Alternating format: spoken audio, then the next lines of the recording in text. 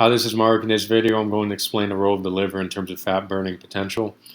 Um, the key concept to consider is the law of conservation of energy, which states energy cannot be created nor destroyed, only transferred from one form to another. The reason I state this is because the fat burning potential of the body is proportional to the efficiency of the organ system. A lot of people are going to mention it's input output, or you got to consume this food or avocado or this food. It's going to help you burn fat. But the key concept is the more efficient your organ system is, the more efficient your brain is, the higher your fat burning potential, irregardless of the other variables. Of course, um, so essentially, when you put all the variables together, like hormones, they're going to have some influence. So you put estrogen is essentially it's more of a fat. It's not necessarily a fat promoting hormone. It's a fat it distributes fat in certain areas. So when estrogen is in the correct ratio for a woman, you're going to have a good when you have a good balance. It will help metabolism. So likewise for men, if testosterone estrogen balance is off, it's going to affect the metabolism. And hormone metabolism takes place in the liver. So understanding this concept is very important to use tonics or bitters or or do detoxification. Give your liver a break once in a while. Fast.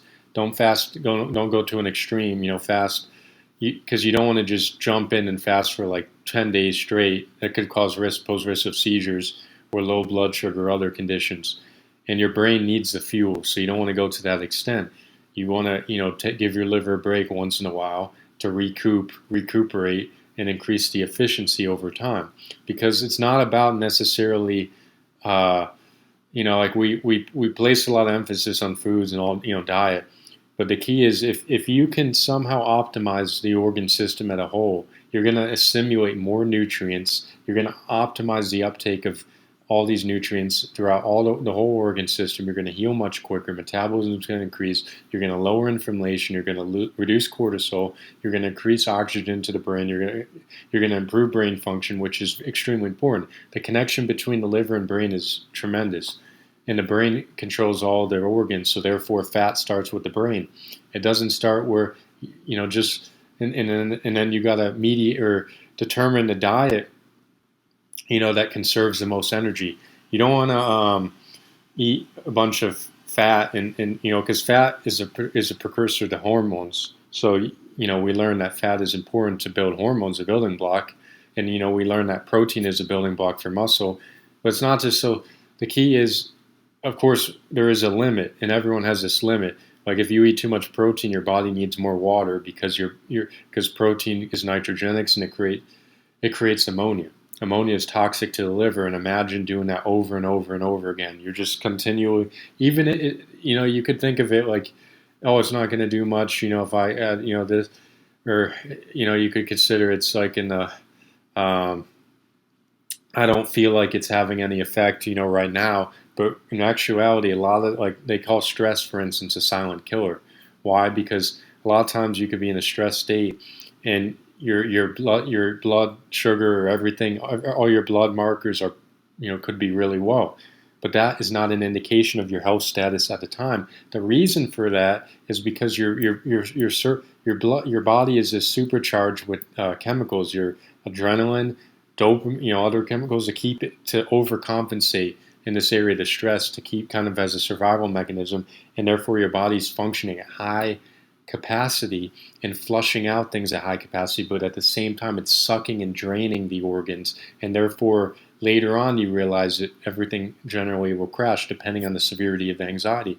Same with the diet. It's very like these are silent. You could think like, oh, my metabolism's good right now. It's not gonna. It's a very silent. It doesn't happen overnight, of course, and it's especially with protein intake. If you start eating more protein intake or take more protein, you need more water to filter, so it eases the kidneys, it eases the liver, the gallbladder, and then you need to focus on trying to mitigate issues with all your organ system. If you have a thyroid imbalance, it cuts off the synchrony between all other organs. If you have stressed adrenal glands, you're not getting enough B vitamins, you're smoking a lot, because anytime you smoke and you're under stress, you actually utilize more B vitamins and magnesium. So therefore you suppress those and they create deficiencies, and then energy has to shift in different areas. More energy to deal with this problem, and more energy to deal with that problem, and then that problem, and so forth. And these energy shifts create a lot of work. They make tremendous amount of work within the body. So that's why I've learned that, of course, you want to focus on moderation, and exercise is pivotal. You can correct your diet, get your diet, everything intact, but if you don't have exercise, exercise is like the key to keeping the engine running. If you just leave your car and you're never going to drive, it's eventually going to lower the efficiency. If you actually use it, not overusing it or overexerting, for instance, but you use it, it's gonna sustain the efficiency. Same with the body, especially when you feed the fuel. Like in the body, the food is essentially the fuel, just like the fuel for a car. It operates all the mechanical parts within your body, and you need that circulation. Circulation is what I consider is the fountain of youth. It keeps you young. It helps you heal. It really helps metabolism. But the key is to get rid of inflammation, and the only way to get rid of inflammation is your liver has to be able to detoxify and filter everything. The bloodstream. Anytime you build inflammation, cortisol goes up, and cortisol happens to be a catabolic hormone. Cortisol is very good, needed for survival to attain glucose. But the problem now happens when there's a lot of advocates now for a low carb diet, which is it's not a great idea if you are exercising and exerting yourself a lot. It can be good in the short run, but in the long run, you need carbs to actually spare cortisol from its job, or to prevent protein breakdown and the creation of glucose via neoglucogenesis. Essentially, what happens in this cycle is cortisol breaks down muscle tissue to generate or to obtain amino acids, and basically it needs amino acids to convert into glucose. Why does it need glucose? Because your body needs energy to deal with inflammation, and when you increase the energy demands in the body, the law of conservation of energy, like I mentioned before, you're not conserving energy very well. And you want to center everything in all organs. Think about distribution of energy. You want to distribute evenly, ideally. Obviously, can't have it perfect, but if you want to distribute evenly, you got to mitigate deficiencies. Give your organs a break once in a while. Detoxify the liver. Consume your greens, your bitters like dandelion, burdock roots, very good. There's even some roots that help with the kidneys and kidney stones to a degree, to an extent.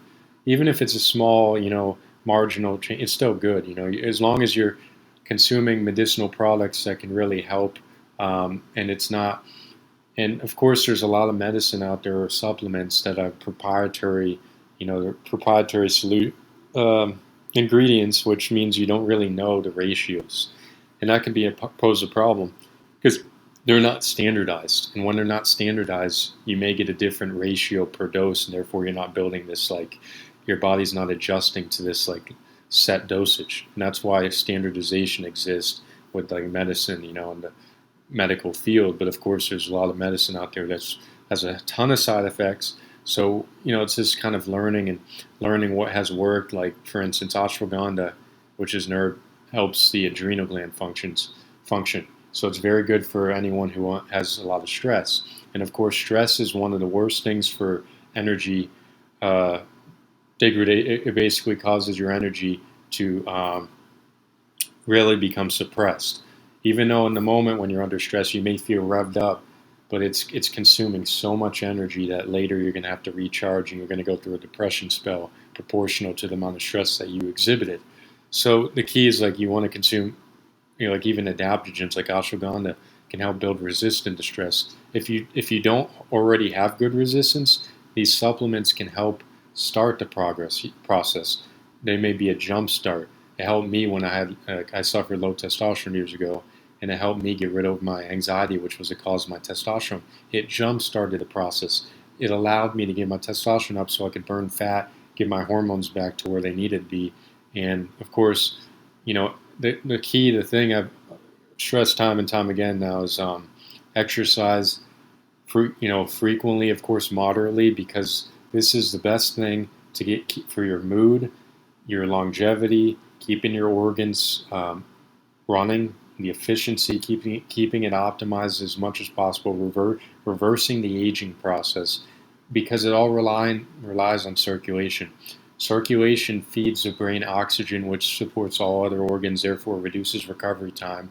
So the distribution of energy now is also conserved. So therefore the organs can do their work, and many distributed over a wider array instead of like forcing so much energy in one area and causing disequilibrium, which actually disrupts more energy, actually consumes more energy and causes a lot of problems. You get into this vicious cycle.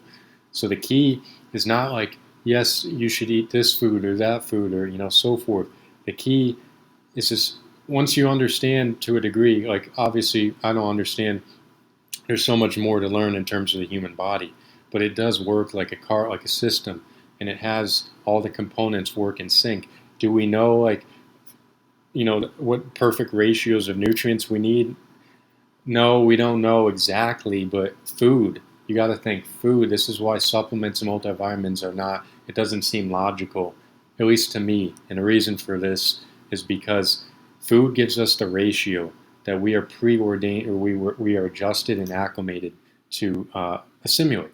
So we've been consuming food for years and years and years, and then suddenly man comes into the equation and alters it, to creates a ratio synthetically and presumes that somehow it encapsulates the whole. Now the thing is a lot of food has other enzymes and cofactors, and the ratio of, you notice with nutrients within each given food, there's a ratio of magnesium to vitamin D to here, vitamin K2. There's ratio of B vitamins. Why is this? Because they all work in sync. They all, if you consume too much vitamin D, magnesium goes down. Why? Because magnesium needs vitamin C to convert it into its active form. You need vitamin K as well. They work together. These vitamins work, and therefore, if they're in a respective ratio, you don't create imbalances. So therefore, if you don't want to create deficiencies, you want to create a varied diet. Something that, because that's why, like, if you consume the same food over and over and over, you start getting, it becomes dull over time. You start getting bored of it. Your dopamine signals you need more. You may, like during pregnancy, you may crave a certain foods. Why? Because the nutrients, it's like listening to the body. It's telling you you need varied diet. Why? So it can support the organ system, the growth and longevity of the organ system. And this is why the liver is extremely important, because it basically lowers the work and the distribution of all other organs. Once you can filter the bloodstream, you get the brain working. It kind of goes in that system. Also, the liver, gallbladder help you assimilate nutrients and distribute it for healing. It helps you break down fats for hormones. It helps store cholesterol. So, eating cholesterol is not necessarily going to increase cholesterol. Like when you eat eggs, for instance, they say eggs, because they have cholesterol, it could actually lower cholesterol. Why? Because there's choline, which helps you metabolize cholesterol. It actually helps you utilize cholesterol. It helps your liver process the cholesterol. That's why choline is within the egg yolk. It's needed. It's a nutrient that supports the production. So everything is connected in some form, but we don't even know all the nutrients out there. There's more that we're learning each and every day. So that's why it's just key to focus on that. And there's huge relation between liver health and digestion system, and digestive system with mood. And when your mood is affected, everything else is affected. It falls into, you get tired, you get fatigued, you don't want to exercise, and then you get in this whole loop. So the key is you start, of course, small. You work, anytime you exercise, you don't jump in and do too much. You just work your way up. You build adaptation, you build strength, you keep going. The pain is in the initial part, but then you get over the hump and you adapt to it. And the same with the body. It is resilient. It can take on loads, but at the same time, you need to give it rest at some time. So that's just my advice in terms of fat burning. I know I covered a wide range of different topics within this. I was going to talk not just the liver. I think it's all important. All the whole organ system. And I'll probably just post other videos, just like my journey. Kind of what diet has worked for me. I'll also post. And I'll post another video of when I lost 20 pounds within, I believe, three weeks to a month. Of course, again, everyone's going to be different, in terms of weight loss. And of course, It's not a good thing to actually lose weight too fast. It can indicate other issues too. And of course, I was just trying to test different diets and then how much fat I burn. And I kind of experimented with that for a little while, and I found a diet that was optimal for me. So therefore, it may not be optimal for everyone else, but I'm just kind of pointing out why this diet worked for me and so forth. And if anyone wants to implement it, so forth, they can. Doesn't necessarily mean it's the correct solution, but I'm just pointing it out there. But yeah, that's just the advice I have for now, and I hope you enjoyed, and I'll see you next time.